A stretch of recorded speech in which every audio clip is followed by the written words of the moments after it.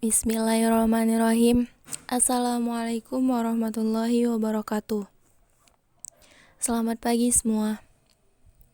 Baiklah, kami dari kelompok 2 yang beranggotakan saya sendiri Audrey Makfirah dan teman saya Khofifah Dwi Astuti. Di sini kami akan membahas tentang bahasa tulis, aksara, dan ejaan. Bahasa. Disebutkan bahwa bahasa adalah sebuah sistem bunyi. Jadi, bahasa itu adalah apa yang dilisankan. Juga disebutkan bahwa linguistik melihat bahasa itu adalah bahasa lisan, bahasa yang diucapkan, bukan yang dituliskan. Namun, linguistik juga tidak menutup diri terhadap bahasa tulis. Sebab, apapun yang berkenaan dengan bahasa adalah juga menjadi objek linguistik. Padahal, bahasa tulis dekat sekali hubungannya dengan bahasa. Prioritas kajian linguistik. Yang pertama adalah bahasa lisan sebagai primer, dan yang kedua ada bahasa tulis sebagai sekunder.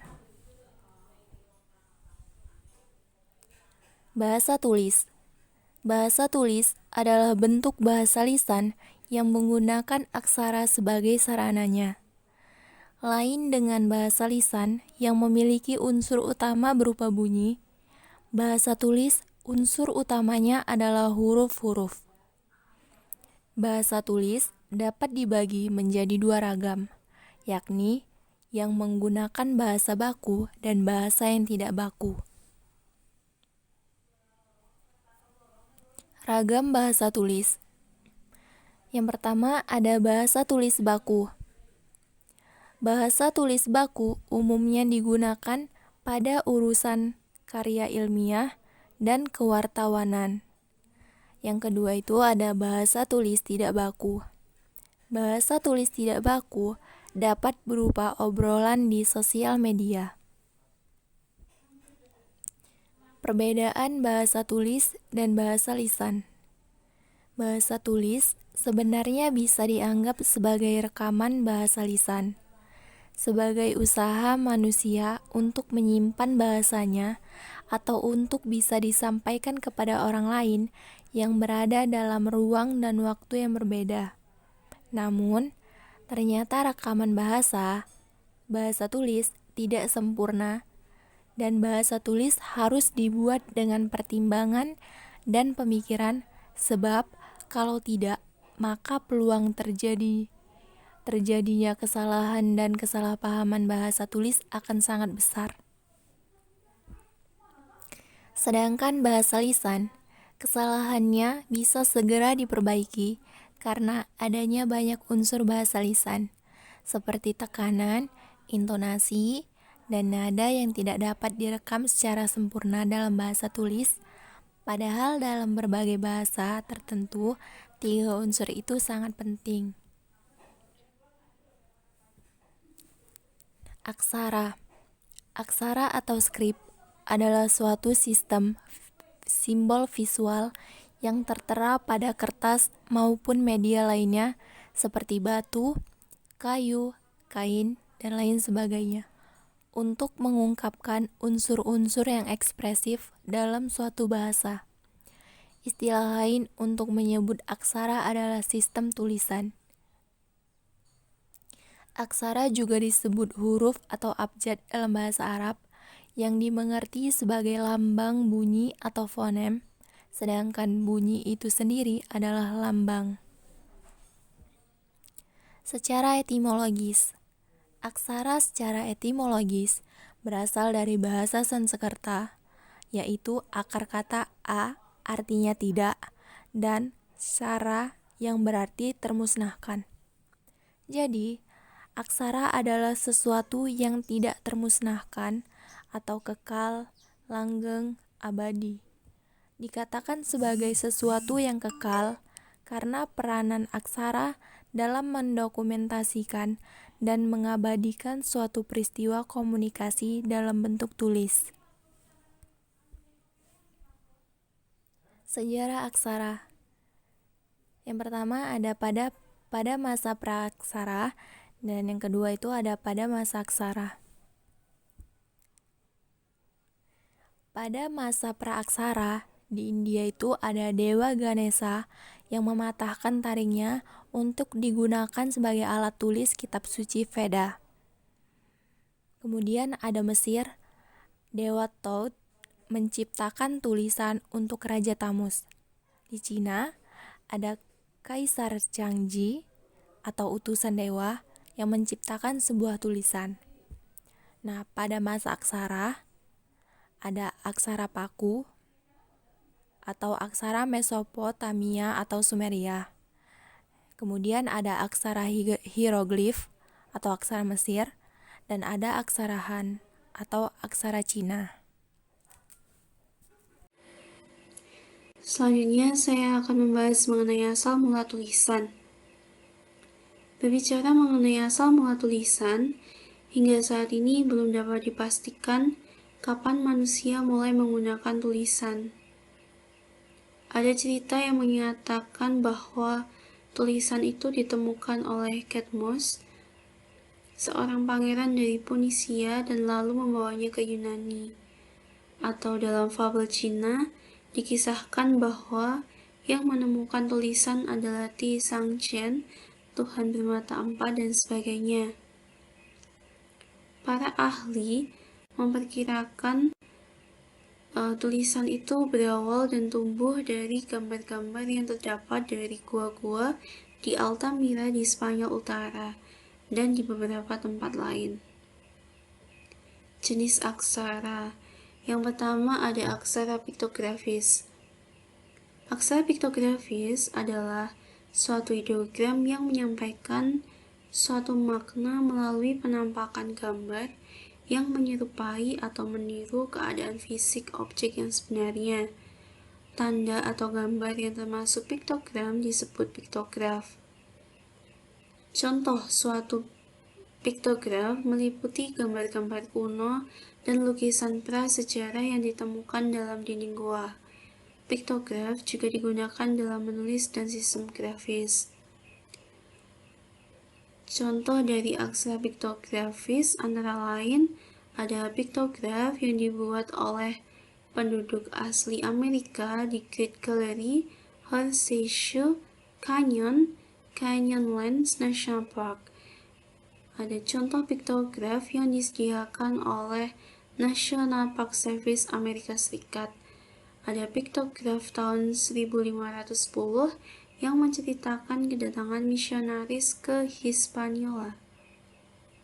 Yang kedua, ada aksara ideografis atau ideogram, yaitu aksara yang hurufnya merupakan simbol untuk mewakili gagasan, atau jumlah benda, kata sifat, kata ganti, atau benda, abstrak atau konkret. Dalam ideograf ini, tulisan atau simbol dimaknai menurut penampakan visual yang kemudian diterjemahkan sebagai sebuah ide atau sebuah kalimat. Contohnya adalah tulisan hieroglif Mesir.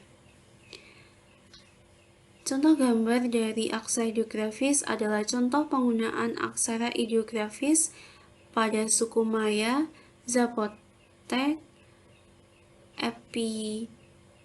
Olmec, Aztec, dan Mixtec. Yang ketiga ada aksara silabis. Aksara silabis dapat disebut juga aksara suku kata, yaitu suatu sistem tulisan yang setiap hurufnya melambangkan suatu suku kata yang merangkai kata-kata. Umumnya, suatu huruf dalam aksara silabis melambangkan suatu bunyi konsonan yang diikuti oleh suatu bunyi vokal. Aksara silabis juga aksara di mana abjad suku kata yang hurufnya memiliki bentuk berbeda-beda untuk setiap suku kata. Contohnya, aksara katakana dan hiragana di Jepang. Di sebelah kanan adalah gambar dari huruf hiragana dan juga aksara katakana dalam bahasa Jepang. Di sebelah kiri adalah huruf mutakhir, sedangkan huruf asalnya dari aksara Tionghoa di sebelah kanan. Yang keempat adalah aksara fonemis. Aksara fonemis adalah sistem tulisan yang menggunakan satu lambang untuk satu fonem atau bunyi yang membedakan arti secara konsisten, atau bisa disebut juga satu huruf yang mewakili satu bunyi bahasa, antara lain alfabet Latin, alfabet Yunani, Cyrillic, dan Gotik atau Jerman. Di sebelah kanan adalah contoh gambar dari aksara fonemis, yaitu contoh alfabet Latin dan alfabet Cyrillic dalam bahasa Rusia. Selanjutnya adalah aksara Nusantara.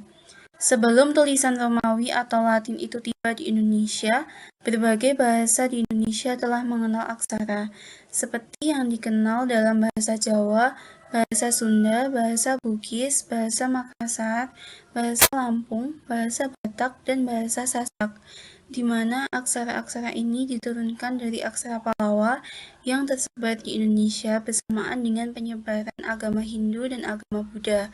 Sedangkan aksara Pallawa sendiri berasal dari aksara Brahmi yang asal-muasalnya dapat ditelusuri sampai ke tulisan Semit.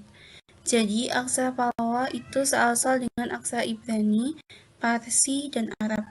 Datangnya agama Islam di Indonesia juga menyebabkan tersebarnya aksara Arab.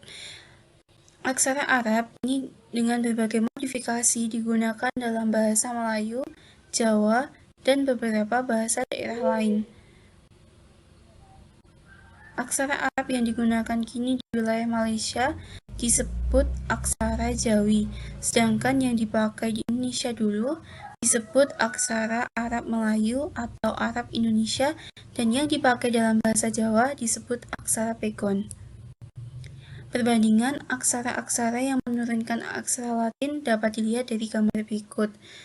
Contohnya, huruf yang bernama slab, yang berarti sapi, diturunkan menjadi abjad Latin A, dan juga bet, yang berarti rumah, menjadi B, gimel, yang berarti unta, menjadi C atau G, dalet, yang berarti pintu, menjadi D, dan seterusnya. Beberapa aksara daerah di Indonesia, seperti aksara Bugis, aksara Mandahling, aksara Jawa, dan aksara Sunda, dan juga beberapa aksara daerah di Indonesia lainnya. Selanjutnya adalah ejaan.